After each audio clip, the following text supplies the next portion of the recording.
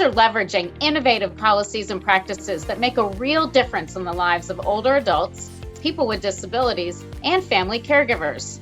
The Pacesetter Prize shines a light on those states that are leading the way to create a high-performing system of care for people who need long-term services and supports. The SCAN Foundation is pleased to award the state of Connecticut the Pacesetter Prize for Affordability and Access. We recently had a chance to talk with Dawn Lambert and Julie Robison about the exciting work happening in Connecticut. Thanks for watching.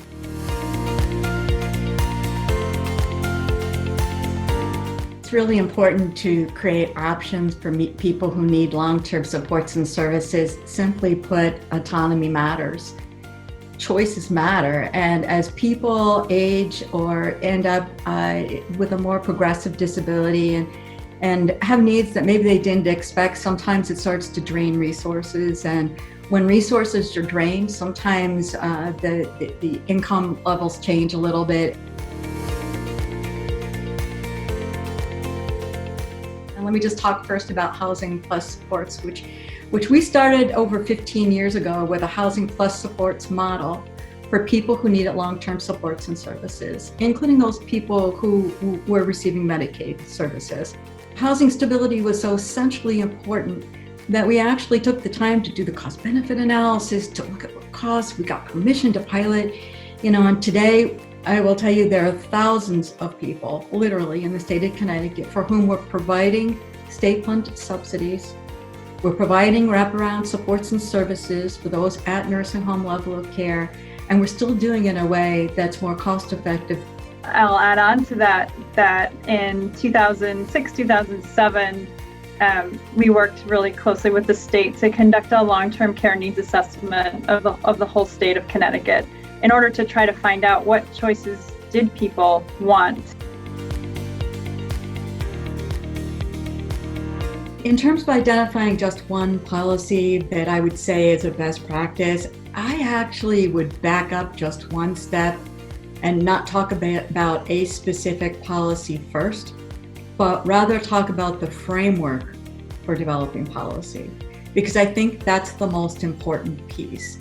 And that every policy that we develop should fit in to whatever our framework is, guided by the values and the principles that we aim to shoot for, right? And in Connecticut, that's choice and autonomy. It's person-centeredness. But we recognize that different kinds of initiatives and new programs will cost money, and we are responsible fiscally for understanding what the impact will be if we have an idea on the budget of the state of Connecticut in our case. So there are opportunities, even when budgets are tight, there are always opportunities. There are always points of readiness for change.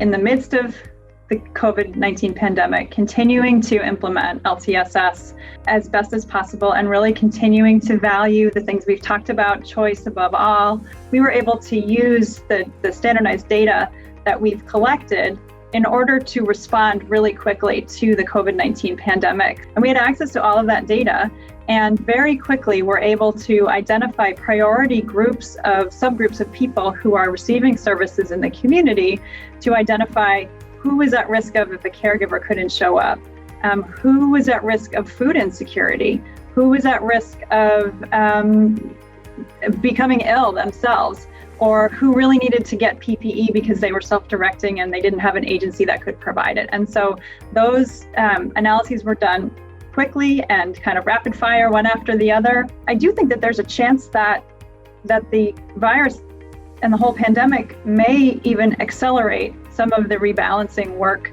that's been happening as people really do find value in, maybe staying out of congregate types of settings, or making those settings, more safe.